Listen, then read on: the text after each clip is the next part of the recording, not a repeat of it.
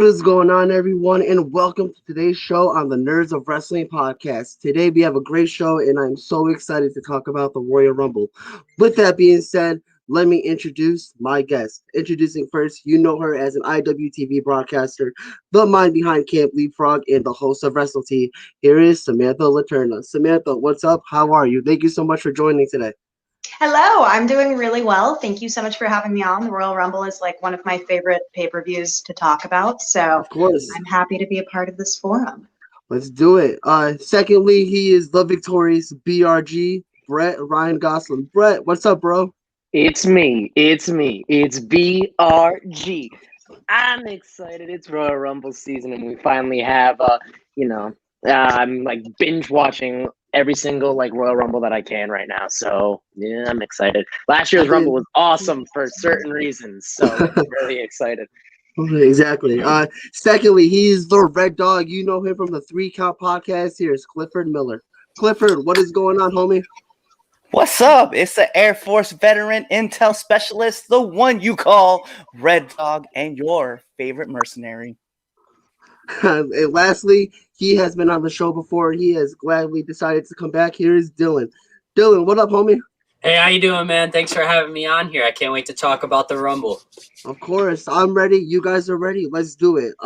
As we all know, the Royal Rumble is right around the corner. It's next week. When WWE announced it was going to be on January 31st, I was like, damn, so late. But then again, I'm like, oh, okay, they done it before. But the Royal Rumble is personally one of my favorite pay-per-views. Not only pay-per-view, but matches as well, because we know so much exciting things happen in the Royal Rumble match itself. You know, whether it's a surprise entrant, a return, funny moments, or Kofi Kingston's, saving himself from being eliminated. So much amazing things. Samantha, we will start with you. When you look back to think the Royal Rumble, what matches or moments really stood out in your opinion? Well, the one that's always stood out to me because it just elicited such like an emotional response from me was, I believe it's the 2008 Royal Rumble where Cena came back at number 30. I was at Madison Square Garden. It was my first ever wrestling show, and I had no idea. Like, I wasn't reading dirt sheets at this time, so it was all like very pure, the experience of it, and it was so exciting. Like how the arena just lit up when he came back. And I just remember like Orton being in the final 3 with him and all that good stuff. So, yeah. Yeah, what a moment. The 2008 Royal Rumble holds a special place in my heart. It was the first Royal Rumble I got to watch live as it was happening. I wasn't there, unfortunately. God, I wish I was. But John Cena coming back is one of my favorite moments as well. That's my favorite moment. But holy shit, what a moment. What an incredible pop Cena got. Like, I remember he was supposed to be out for 14 months. He came back in like 4. Like, freaking crazy. The motherfucker Superman. Like, honestly. Brett, man, how about you? When you look back at the Royal Rumble, what are some of your favorite moments, promos, matches? As you know, as I've told on your podcast before, I started watching in 2011, but since then I've gone back and watched a lot of the older stuff. And by far not one of my only favorite matches, but my favorite pay-per-view is the 92 Royal Rumble. And it's always capped off with that amazing, with a tear in my eye, Ric Flair winning the WWF Championship for the first time. Like, just think about the stakes in that match. There was multiple stories going into it. The fact that, you had Roddy Piper, who could have possibly become a double champion in that match because he won the Intercontinental Championship earlier in the night and he was in the Rumble. But Ric Flair, just, a guy that was always seen as an NWA guy, a WCW type of guy, he comes in and he finally wins that one championship that's eluded him this whole time. It's just that promo is iconic and that memory is iconic. What's crazy to me is that Ric Flair is the only one that's still alive from that whole promo. Yeah, that is crazy to think about. Clifford, how about you, bro? Man, when it comes to Royal Rumbles, like there's only one Royal Rumble that stands in my mind. Will forever hold a such place in my heart. That's the 2006 Royal Rumble. And it's because of Mr. Rey Mysterio, because he is my favorite wrestler of all time. I've said it numerous times. A man going in, landing 62 minutes in the ring, only to win it at the number 2 spot. Like, that just that to me, like, there's bigger stuff that happened, obviously, with the dedication to Eddie, and then like the ramifications that happened afterwards. Like, everything was just so amazing, and that's the reason why. So great moment, great pay-per-view, and great Royal Rumble match as well. Dylan, what's your favorite moment, man? All right, so going back to 2011, your favorite wrestler, Alberto Del Rio, wins the largest Royal Rumble ever. This Rumble has a special place in my heart. You can't see me, but I am in the Boston Garden for this Royal Rumble, and it's the only Rumble I've been to. But me and my family went, took the trip, and it was one of my favorite wrestling nights ever. Oh, that's why. Yeah, That's it. I was wondering. I'm like, yo, there has to be special like, place in my heart. Special place in my heart. Oh Lord, I was like, we're gonna have to get this man checked. We're gonna have to get this man removed off the show. He's Honestly. a supporter of Alberto Del Rio. Oh no, come on! It's just a great Rumble, and the returns in that match were insane. I felt like that 40-man was too much, though. Mm. You know, Yeah, me too. It's just too much mental work for 40 people. and there was only like 2 matches on the card, and then it was a Rumble. Dylan, how long was that Rumble? Like, you had to be sitting there for a good amount. I think it was an hour and a half-ish, around there. Nice. Would you guys be willing to see another 40-man Royal Rumble in, today, especially with NXT? No. I watched the 50-man Rumble. I'm good. The 50-man Rumble is way too much. That's a joke. I'm good, man. Before we talk about the Royal Rumble pay-per-view coming next Sunday, Samantha, why don't you tell us a little bit about you? Tell us about WrestleTea and tell us about Camp Leapfrog. Oh, yeah, sure. So WrestleTea is essentially like a video format web series in which I release interviews with indie wrestlers on the rise. It's my YouTube channel. Subscribe, like, comment, hit the notifications button, all that good stuff.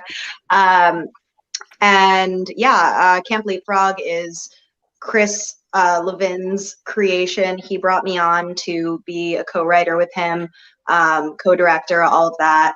And it's just been a really good opportunity to make friends on the indies and learn the ins and outs of the wrestling business, because the more you know, the more useful you are.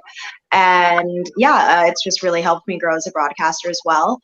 Camp Leapfrog, we're going to have a couple of events coming up, 2 that I can mention now. This coming Saturday, if you've been living under a rock, GCW is going to be holding Fight Forever, a 24-hour wrestling telethon where all of the donations go to the wrestlers. They were nice enough to give us a time block. So Camp Leapfrog is going to be hosting a 9-person Cibernetico style match on the 30th, next Saturday at 9 a.m. And all donations can be made at Indiegogo.com. And this is all completely free on the GCW YouTube page. So check that out. That's going to be amazing. Also, cheap plug, but I also will be announcing for Hot Girl Shit at 12 p.m. the same day. So please support women's wrestling as well. And also, last thing, Camp Leapfrog is going to have a Valentine's Day themed show that will be available on IWTV at 8 p.m. on Valentine's Day. Check that out, where our main event is going to be Effie versus Still Life with apricots and pears, and you're not ready for it. Brett, tell us about who BRG is. I had you as a guest last year. You were my first guest on the Nerds of Wrestling podcast for What's Up Wrestler. You are still the #1 most played podcast, like, on the whole thing. I don't know how. Like, I mean, awesome. Come on. They just knew as soon as you do the first one with me, you can't get any better from there. So, Yeah. But, sweet victory, baby. We throw up the V for sweet victory, baby. It is fun just getting to wrestle as much as I got to in 2020. I'm kind of lucky in that sense.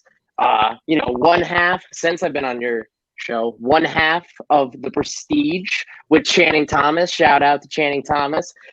We are a new tag team on the rise, looking forward to pretty much setting Limitless Wrestling, and then not only them, but every single other company throughout New England and beyond.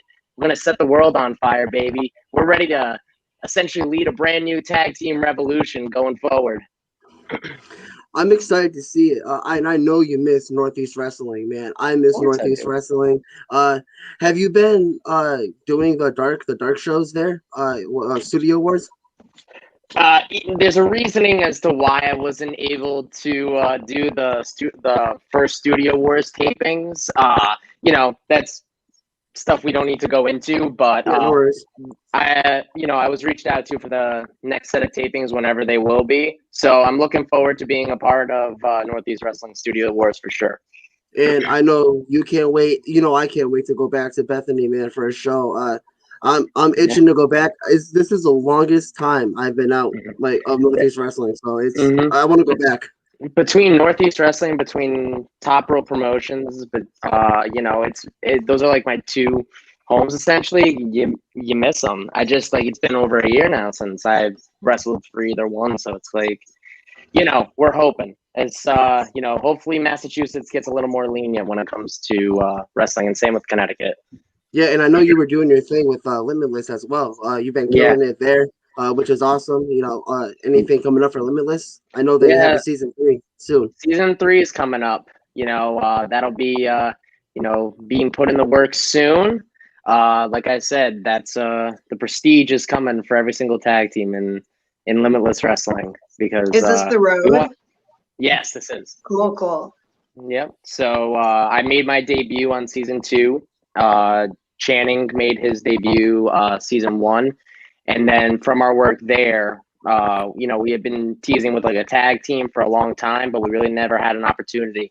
And then Randy Carver had messaged us and was like, "We want to give you a shot. We want to see how well you guys do as a tag team, because we want to start a new, revamp the tag division now." Yeah. And so we got the call, and from there, we've just been like dead set on making a name for ourselves. I'm excited to see what's in store for you guys. You guys are a great tag team. I know you guys knew each other for a very long time. I feel like a lot of people are very excited to see what's in store for the Prestige. Absolutely. Dylan, tell us a little bit about you, man. What really got you into wrestling as a fan? I know you do some shows with the Tyler and them. Tell us about that. So, I hop on Crossum Wrestling Entertainment every now and then. They're a smaller group. They stream off everything now, Twitch, Facebook. And what got me into wrestling is me and my dad, we'd watch all the older shows together. And this was when I was way younger. He just watched them all. He got all the DVDs for the old pay-per-views. And one day flipping through the channels, we just happened to catch Ted DiBiase's name, which they were talking about Ted DiBiase Jr. at the time. And that's how we got into watching Raw and SmackDown every week. And ever since then, I've been huge into wrestling. And this started about 08, 09. So it's been a huge part of my life ever since. I don't know who I'd be without it. Yeah, wrestling plays a big part in a lot of people's lives. It's crazy to think that, though. Clifford, tell us about you. Tell us about the 3 Count Podcast. Yeah, man. So the 3 Count Podcast is kind of like around the horn. If you guys ever watch like ESPN, you guys know like they have like the 4 guys who like argue about sports. Essentially, that's what we are. We're a bunch of guys who argue about wrestling. And I don't know if there's anything more dorkier than that, but I appreciate it and I love it. 100%. We dive head in. So we have a couple shows. So we have the debate show, like we kind of mentioned, but then we also have another show that's called Now Entering the Ring, which Sam's kind of like you. We go out, we reach out to wrestlers, we bring them on. And the way that the show got started was I'm in my first year of wrestling. So I wanted to gain as much knowledge as I can. And so I go out and I reach out to other people and I ask questions based on like how they navigated through their way in their first couple of years for their career. We've had BRG on the show. He was amazing. And we've kind of gone through and picked the brains of a lot of different wrestlers. It's been awesome. And then we just started up our new show called Returning to the Ring, which now you'll see live on Facebook and YouTube. We go on there, we bring a couple wrestlers on. Big Trouble Ben Bishop was our first guest, and then we brought on Ron Holiday from here in Maryland.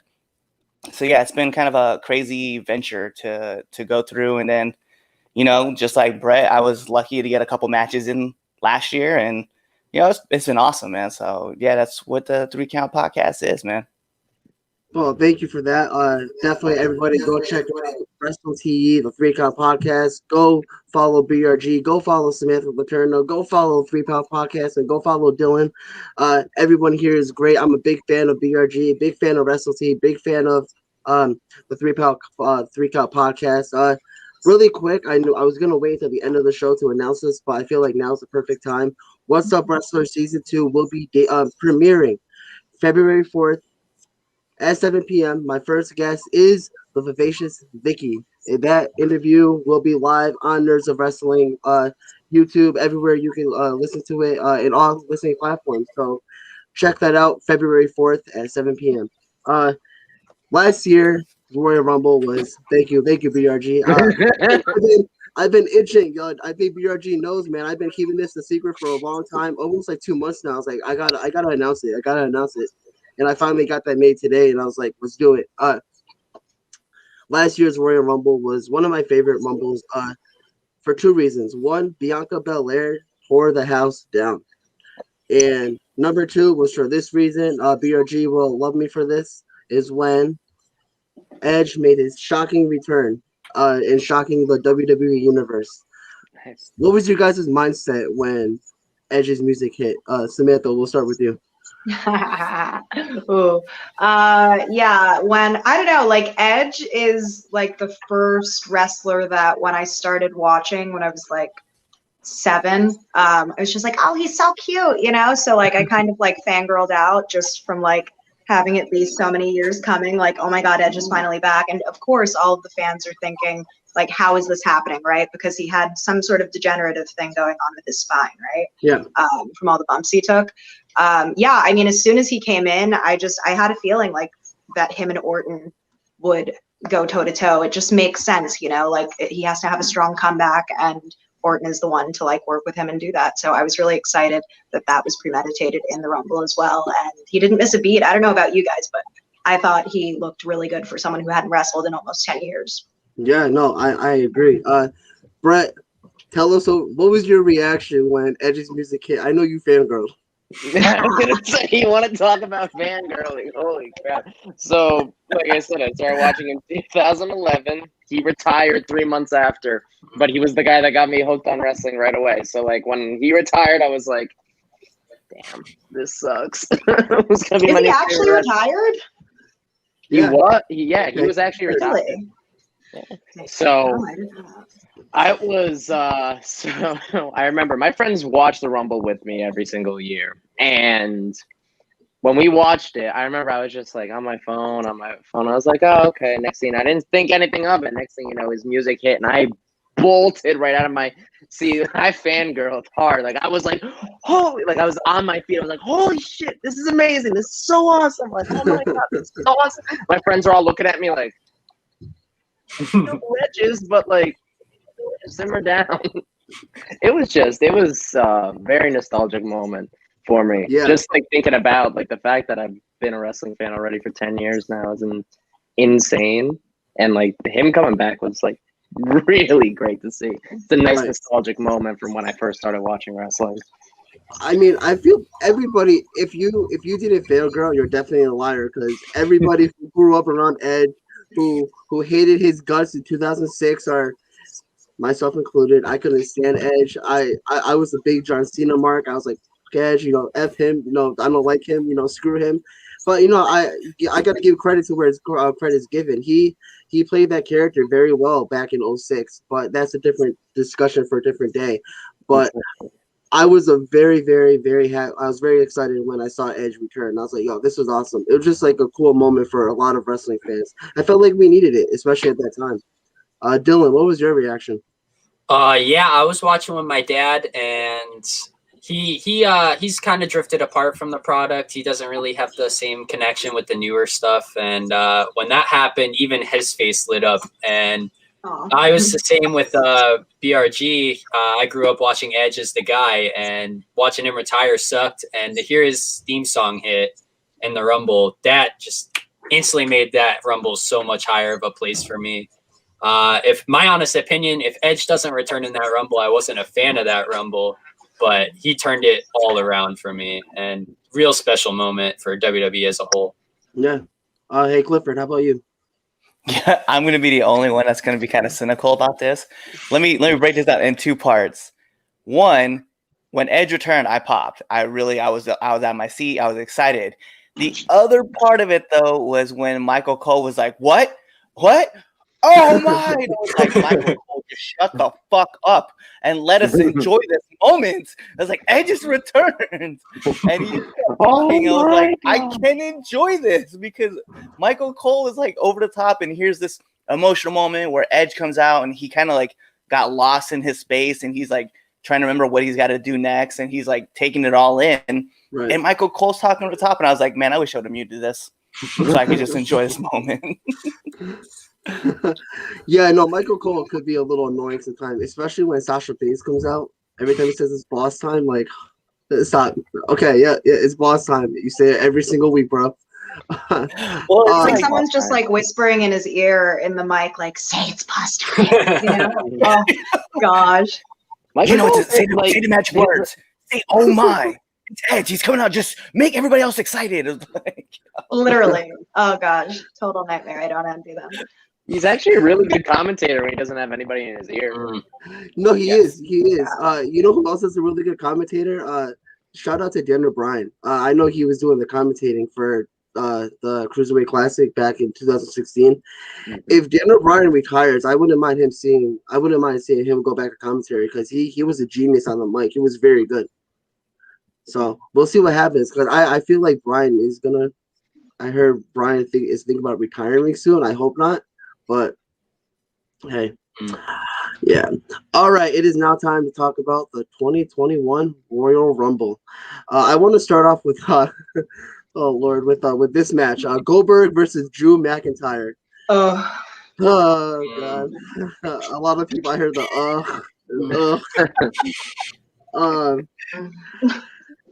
So from what I heard, I think McIntyre has like another week to go, or he already did his last week of quarantining because he had tested positive for COVID. So I think he comes back on Raw this week. Yeah. He comes back on Raw this week. All right, I just want to get this out of the open. I am not excited for this match. Keep Goldberg away from my TV as much as possible because I don't want to see it. I feel like nobody wants to see this match. Goldberg versus Drew McIntyre. I heard it was supposed to be Orton versus Goldberg. If you guys heard his promo against Drew McIntyre saying, "Oh, you were disrespecting the legends, this and that," that was supposed to be the Orton. It was supposed to be Orton versus Goldberg. I would rather see that only because it makes sense to the story. This does not make sense. Why are we getting this? Clifford, we'll start with you, man. What are your thoughts and opinions on this train wreck of a match? I mean,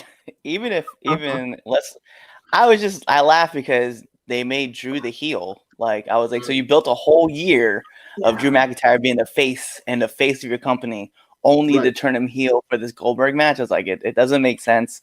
Of course it was shoehorned in. Of course it was supposed to be Orton. Of course it was supposed to be all these things. And like, I was like, the show ran short, and then you like disrespected like your champion this way with like bringing in Goldberg. And I like Goldberg in his own element as far as like you can give him like these squash matches against like, like the Dolph match, from SummerSlam was amazing because, it was what it was. It was supposed to be what it was supposed to be.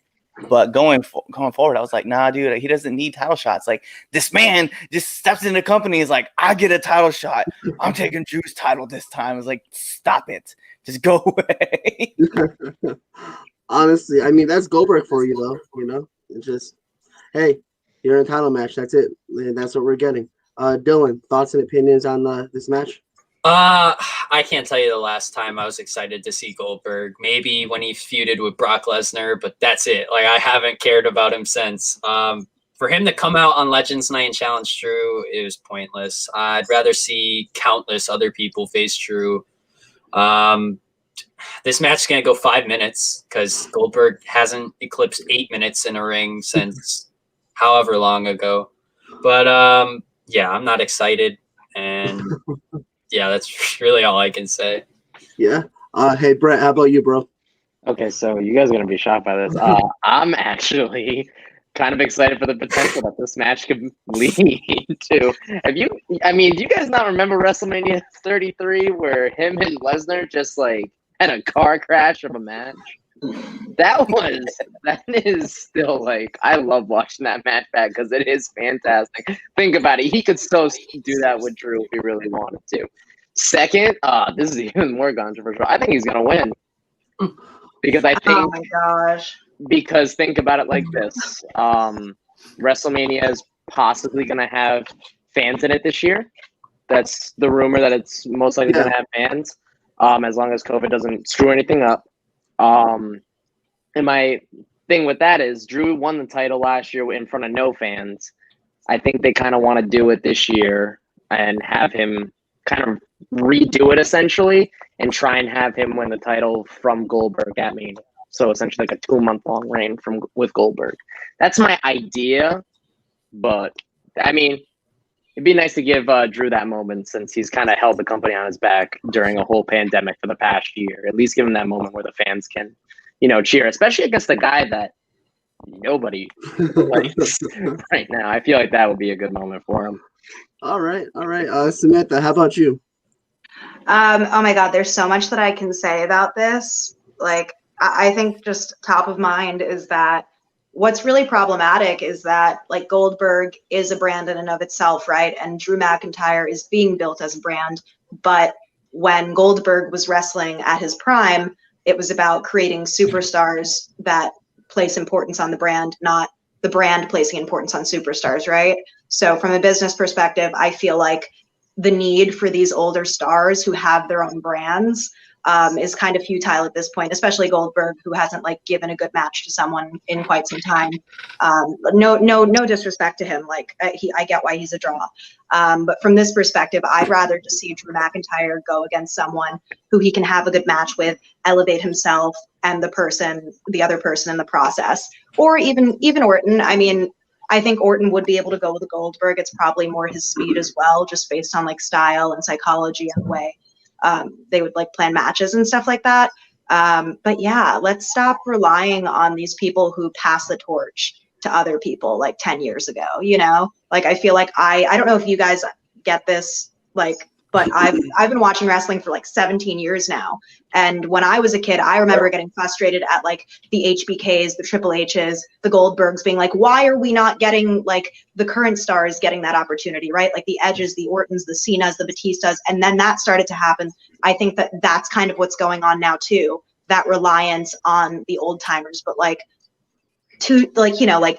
20 years back, it's not good business. Anyway, rant over. That's my take. And I don't watch a lot of WWE, not intentionally, just because, but this is my take. God.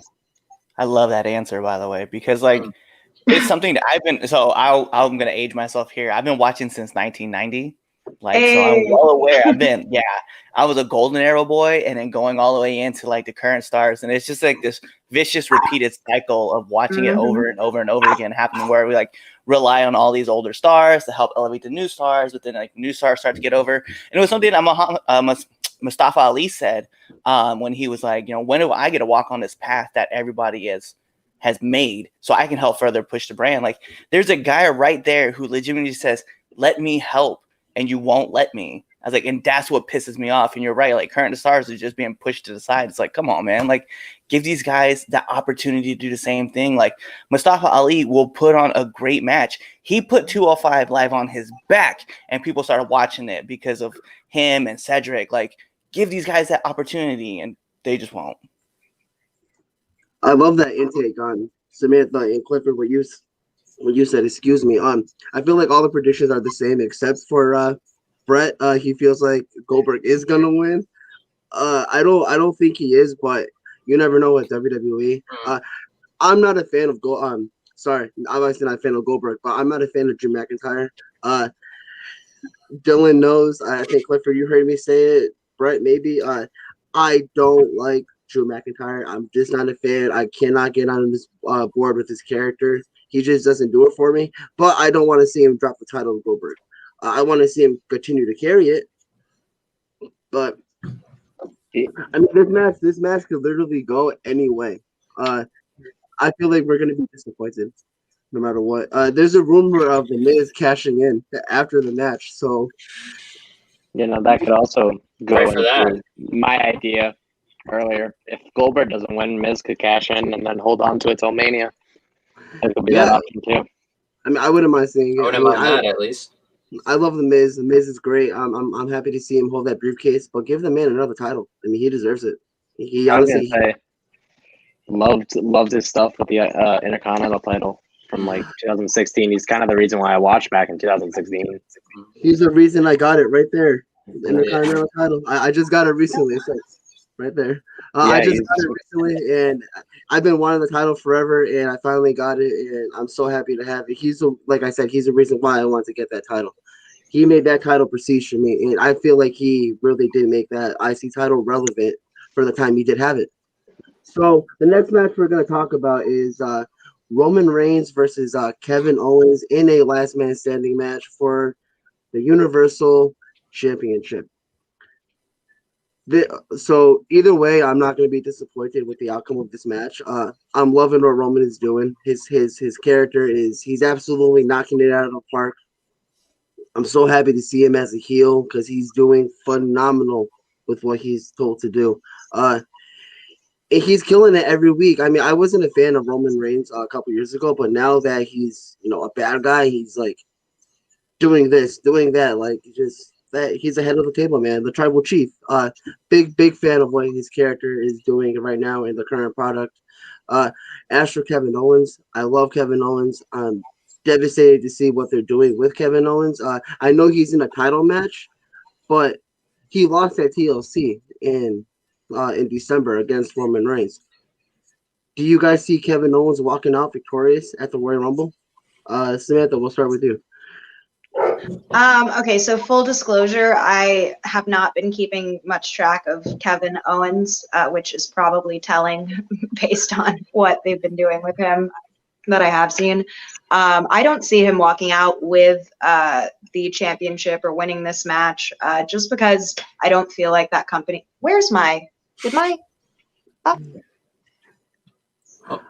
Oh, we lost Samantha. It's okay. Brett, we'll start. Brett, we'll piggyback what you said. Who do you have walking out on Sunday? It's Roman. Yeah, Roman. It's Roman for sure. His the type of star he is, he's the type that loses at Mania. So like I said, I already kind of like gave my idea of what's going to happen with Drew and Goldberg. So I just see this being the end of the feud between Kevin and Roman, and then Roman's going to go on to Mania to face the Royal Rumble winner. All right. Clifford, how about you? What is your intake on this Kevin Owens and Roman Reigns? I'm just glad that we're going to give Roman like all the stipulation matches, because last year at 2020, he had a Falls Count Anywhere match in like the stadium. And now he gets to have the last man standing match here at the Royal Rumble again. I think for me, what I'm super excited about is, I like the position that Kevin Owens is in. I know a lot of people said like, they're really not, but I am, because it puts a spotlight on KO, and then it shows like that his character is like one of those characters that no matter how many times you knock him down, he's going to get back up. He's going to keep battling. He's going to keep fighting. He's going to keep pushing forward. And it's one of those things I like about him. So I think for me, what it is, I think Roman's going to win this match. That's just kind of where it's going to be. But I think it's going to elevate KO to a new platform. So I'm definitely excited for that. I mean, we'll see what happens after this match is over. My prediction is still Roman Reigns, but like I said in the beginning, I'm not going to be disappointed with the outcome. I'm a big fan of Kevin Owens. I'm loving what Roman is doing. We'll see what happens after next Sunday. Dylan, what are your thoughts and predictions on this? I think I said this in the TLC podcast as well. I'm so sick and tired of Kevin Owens being a face. It like hurts to watch. It's not enjoyable. And Clifford, you're saying how you think this is a good spot for KO. It's not. He's not in the great character that he should be. He's a heel. And that's why I grew, like, that's what he came into WWE being. And, that's enjoyable to watch. He's gotten beaten up for the last 3 months, and he hasn't looked strong at all, other than I think this past Friday he stunnered Roman. I'm not really excited for this either. I think Roman should just beat him up and be done with him. So I'm also picking Roman Reigns to win this. Brett, you were saying that you see Roman facing the winner of the Royal Rumble in a perfect world. Obviously, that's a lot of people see. A lot of rumors are going around. I don't know if it's gonna happen at WrestleMania this year, but a lot of people want to see Roman versus The Rock. I don't think that'll be this year, just because it's like not too short notice, but not enough built around it. They could do something after the Rumble, but we'll see what happens with that. But yeah, thank you guys for your intake on that match. I'm not even sure if this is a match that is going to be happening. Carmella versus Sasha. Is it booked? Is Sasha versus Carmella booked for the Rumble? Clifford, do you know? I think it is. No, they said that they were going to give it a match, so I'm going to assume yes, because like as of like last week, and then even like this last week on SmackDown, last night on SmackDown, they had a match between her little butler and Sasha, and she's like, you can have the match as long as I get him in the ring. So I'm gonna assume yes. Do you guys like what WWE is doing with this new Carmella? I don't know. I haven't watched enough. Give a good opinion on it. I mean, it's different. It's different than her old Enzo and Cass gimmick that she used to do. I don't know. She has like, it's not like she's like a bad wrestler or anything like that. It's just kind of like I'm not intrigued by the character whatsoever. So just something you've seen before. It's kind of like a spin-off of what she did with Ellsworth, but in like a little more of a higher class type of feel. Yeah, no, I agree. Dylan, if that match is happening, wait, Brett, who's your prediction to walk out SmackDown in this match? Sasha. I'm just gonna go with the safe bet on this one. I was gonna kick you out of this podcast. Dylan, I know that you're not much of a fan of Carmella. I mean, what are your thoughts and opinions on Carmella? This storyline, I feel, is dragging. I don't think this is just something that Sasha's doing until so-and-so wins the Royal Rumble, and I will be naming that predictions for that. Thoughts, opinions, who do you have walking out SmackDown Women's Champion? I think we have a similar thought process, Justin, in what's going to happen past the Royal Rumble for Sasha Banks. Carmella's gimmick's not even like the worst thing to happen for her. I just think it's like the wrong time. Like, she started to attack Sasha right after she turned face and won the title. Like, nobody's going to think Carmella's going to win the title, even no matter what she does. Like, it's just the wrong time to do it. If you did this a couple months later, maybe it's more like, could she do it? I don't know, but I got Sasha winning this if this match is official. Clifford? Yeah, I'm gonna go with Sasha. I like Carmella. I like Carmella's character. The only thing is like I've seen this character before with Emma, so just to see it come back, I'm like, it's so she's a high end person. All right, cool. That's what Emmalina was when Emma decided to go back to Emma. So I'm gonna go. Yeah. I'm picking Sasha though. Mm-hmm. Yeah, no, Sasha needs to carry that title until Mania. It is now time to talk about the Royal Rumble. All right, prediction time for the Women's Royal Rumble. I have my girl Bianca taking that W this year. She's on fire. I feel like a lot of people feel the same way, that Bianca is gonna win this year. She tore it up last year. She came out at number 2, and she lasted almost the whole thing, if I'm not mistaken. Bianca Belair is my choice to win the Women's Royal Rumble this year. Brett, I know you haven't been keeping up much with the product, but who do you have walking out the Royal Rumble this year? You see me like smiling because I'm like, like I don't like, the only person that I know that's like prominent right now that could possibly win. I don't think Charlotte would win it again. I don't think of all people Lacey Evans would win. So I mean, that's a safe bet, is to go with Bianca Belair, mostly because you said it, and I can't think of anybody else that could possibly walk out of that Rumble looking strong. I mean, like, if I said anybody, would you have been like, yeah, Justin's right? Yeah, honestly, I would have. I got my opinion on the Rumble, but I haven't like there's nothing really that's like sticking out to who could win the women's Royal Rumble, because for all we know, Lita could come back and win it. Who knows? Imagine that. Dylan, who do you have walking out the women's Royal Rumble winner this year? It's pretty funny because if we did this maybe 2 weeks ago, my pick would have changed from I'm going to go with Bianca Belair, only because I was going to pick Alexa Bliss. I think no matter what, she's the best. She's my favorite. If she didn't go on and beat Asuka on Raw, I think it was it this week's? I think it was. Yeah. If she didn't beat Asuka there, and I feel like that's going to continue either to WrestleMania or even before, and Asuka's going to lose, I would have picked Alexa. But for the reason that I think they're already starting that, I'm going with Bianca Belair. No, I'm gonna change my pick to Alexa Bliss because I totally forgot, and you would think I'm the biggest fan of Alexa Bliss. Yeah, I'm gonna go with that. My girlfriend's looking at me right now, like, "Oh, really? We're talking about Alexa Bliss?" she's doing great, man. She's doing so good with her character. I love it.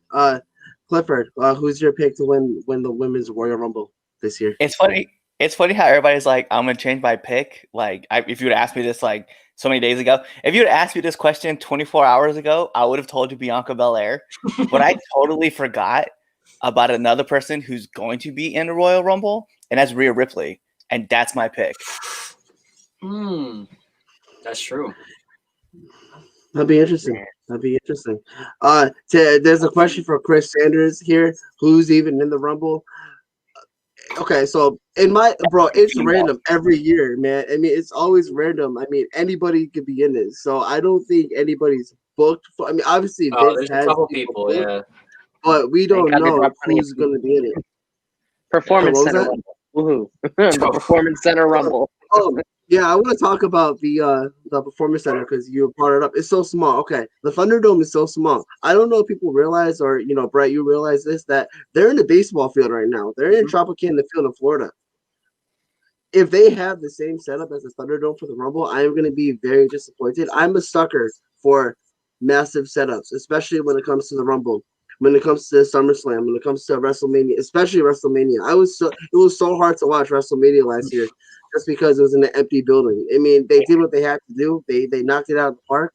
But big sign. It said WrestleMania. That's it. That's what you need. Behind the commentator's desk. That's all you need. That's all. No. Performance Center. Best venue of all time. WrestleMania. But I really do hope that WWE is planning on doing something not massive, but something. You're in a baseball field. Granted, it's not the best baseball field in MLB. It's the ugliest one, in my opinion. But it's something. It's something. You have to think about it, though. Do you think they really want to tear down the whole Thunderdome set and then rebuild for another massive set? You kind of. Well, the Thunderdome's going to be a part of it. The virtual fans. They just got to change up the entranceway or something. That's all they got to do. Yeah, I'm all for it. I'm just thinking practically. No, for sure. No, I'm just thinking Vince McMahon, and he's going to be like, tear that shit down and rebuild it for the Royal Rumble. It's good shit, brother. I mean, it's going to be interesting to see how they do set it up. I'm a sucker for the stages for the big pay-per-views. But if we don't get anything massive this year, then, oh, well, whatever. But you all notice... Y'all notice that they only shoot Raw and SmackDown from two angles, right? Yeah.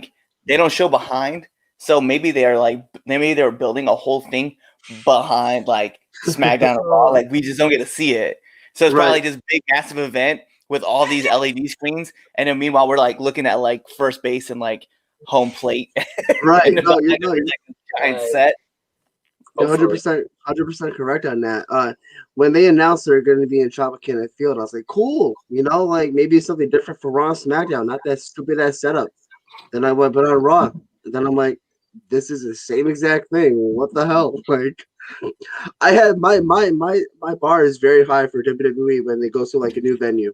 I set that shit way up, and it just goes way down after I see it. I'm like, damn. Fuck. Stop being disappointed. I know. Stop setting high expectations for yourself. That's disappointment. I have to.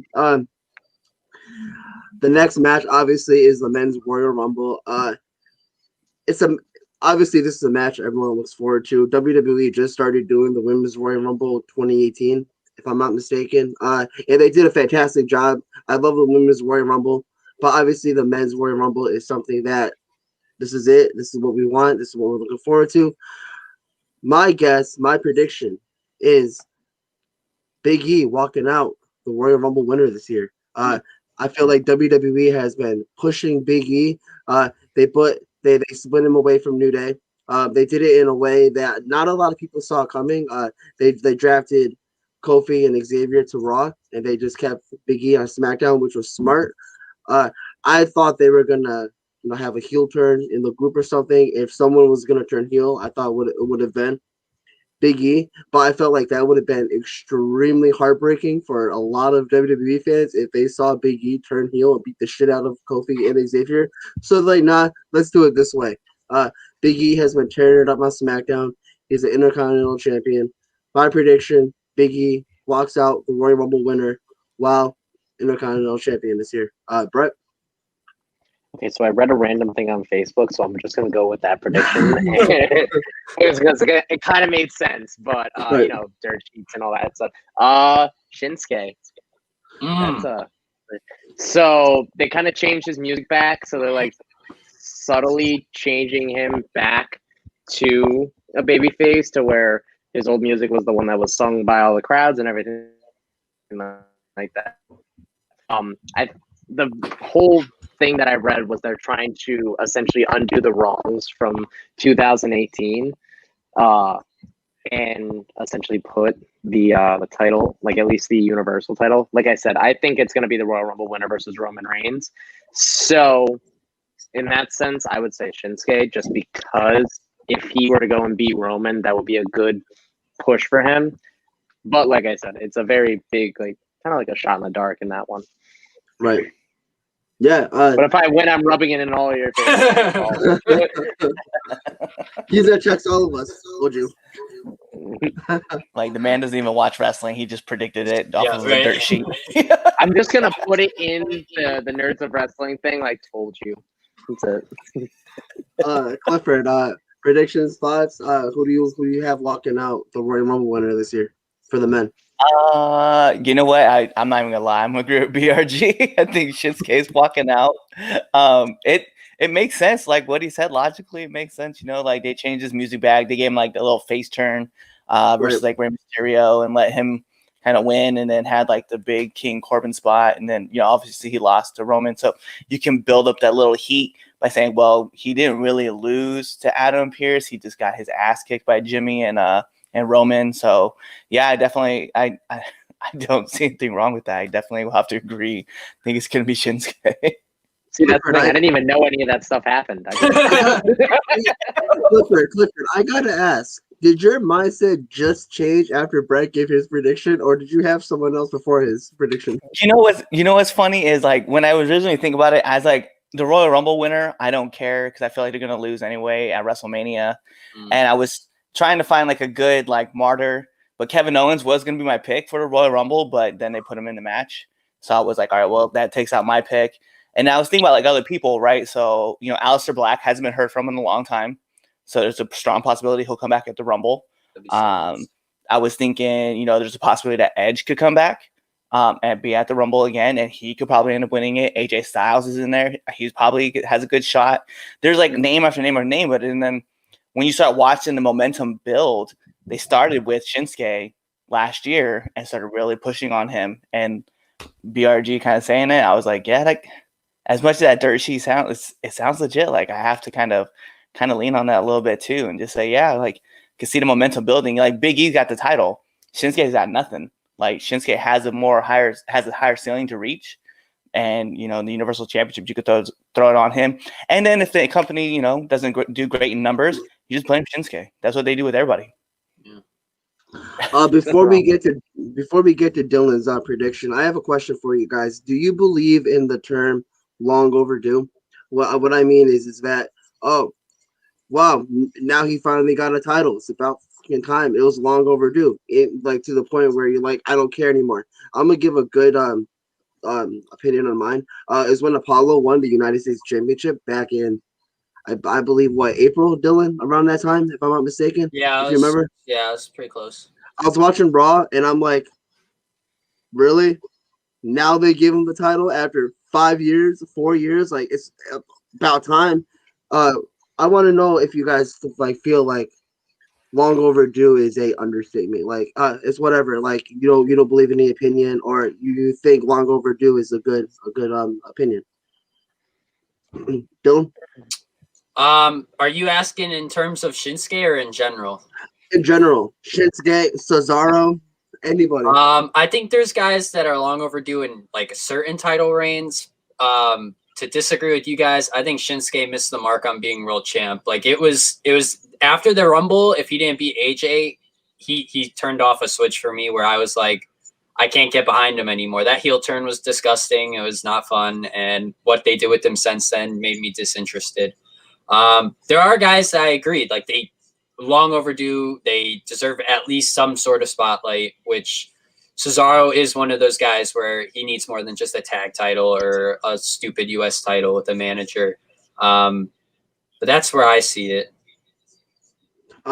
Brett, do you believe in the term long overdue?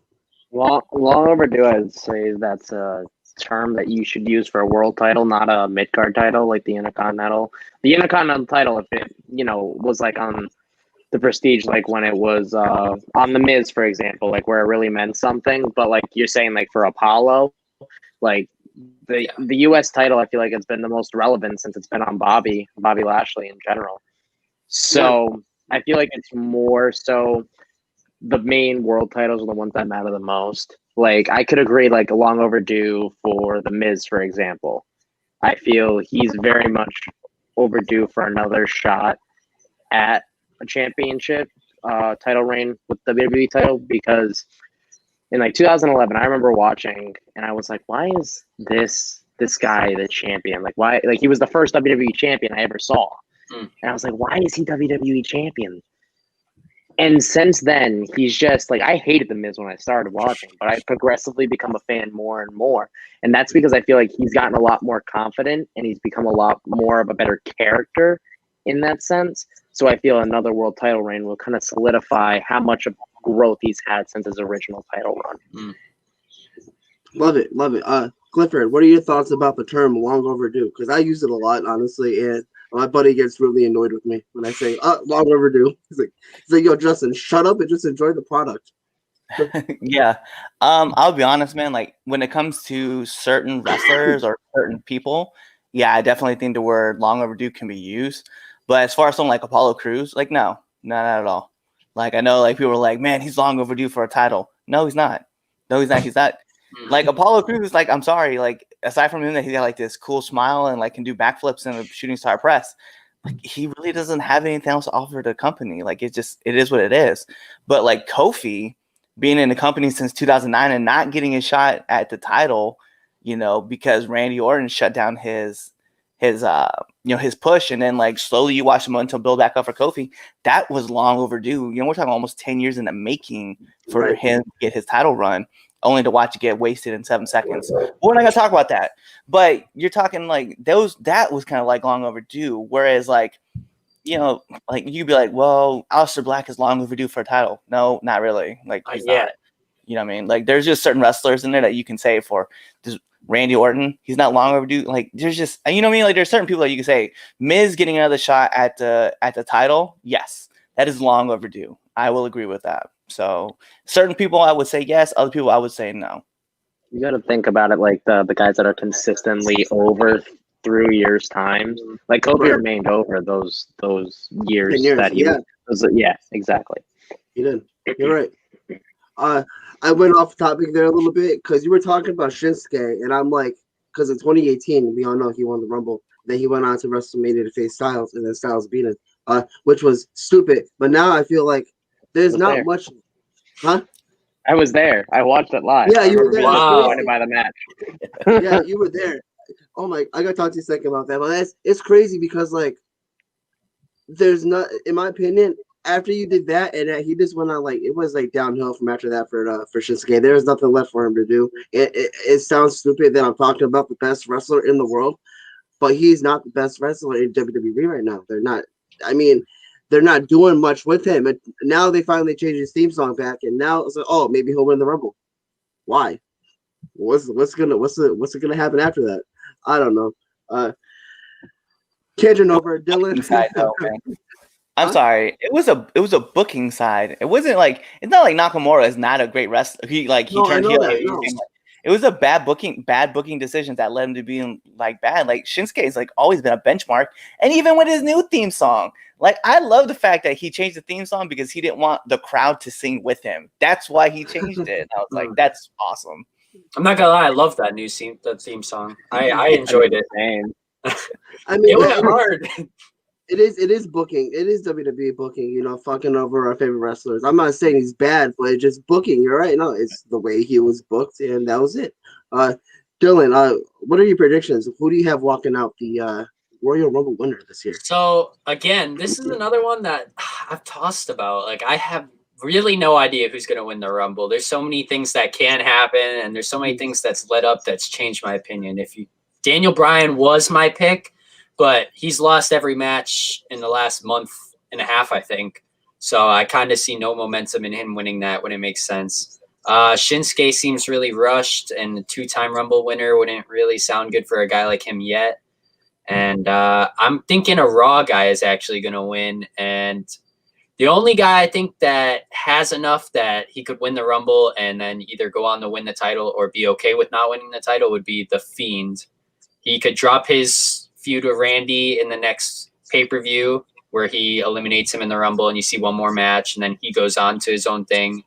And The Fiend can face Drew, or if Goldberg wins, he could even get revenge on Goldberg for that atrocity. But yeah, I think The Fiend is my safest pick when it comes to picking a winner. So all right. Different picks all around. You got The Fiend, you got Shinsuke. I really want to know, what was your opinion before Brett said Shinsuke? Was it always Shinsuke, Clifford? Oh, for me, you know what? I think I would have just fell back and been like, Rey Mysterio may have been my pick. I don't know, but and I say that because Rey is still wrestling, and of course, like I said, he's my favorite wrestler. But you know what? I might have been. I have to go back. I think I was talking to Chaz about it. I think even had Seth Rollins. I was about to say Seth should come back, and I wouldn't be mad if he won. Him versus the Big Dog at WrestleMania. That'd be pretty fun. But 2 out of the 3 years. I hear Michael Cole so much. Every time I hear the Big Dog, I just hear Michael Cole, and I'm like, I hate Michael Cole. That's instinct for me. I love him as the Tribal Chief, but I'm always going to call him the Big Dog. Just for he's hearing the Big Dog, but you call yourself the Red Dog. I'm just saying. No. That's different. I call myself the Red Dog. I don't get forced to be heard. It's the Big Dog. It's the Red Dog. You know what? I would if I was in WWE and I heard that on TV, I would expect fans to like send me messages on IG and Twitter that'd be like, I hate it when Michael Cole calls you the Red Dog. Like, but that's my name, bro. Like, can't do anything about it. Well, Justin, you know how to start announcing him when he comes on. No, I could just imagine. I can't imagine Michael Cole just coming out and be like, "And here comes the Red Dog." And I'll be like, oh God. We'll be in a tag team with Roman. We'll call ourselves the Dog Yard. Oh man, that's funny. What about the Big Red Dog? Big Red Dog. Oh my God. Oh, please do not call yourself that. Oh God. That concludes this episode today. You guys talked about your favorite Royal Rumble moments, great moments. You guys talked about the Royal Rumble this year, your predictions. On a scale of 1 to 10, how excited are you for the Royal Rumble? As the whole show, like a 5. As the Royal Rumble, it's always a 10 every year, no matter how bad the project is. It's always a 10. Brett, we'll start with you.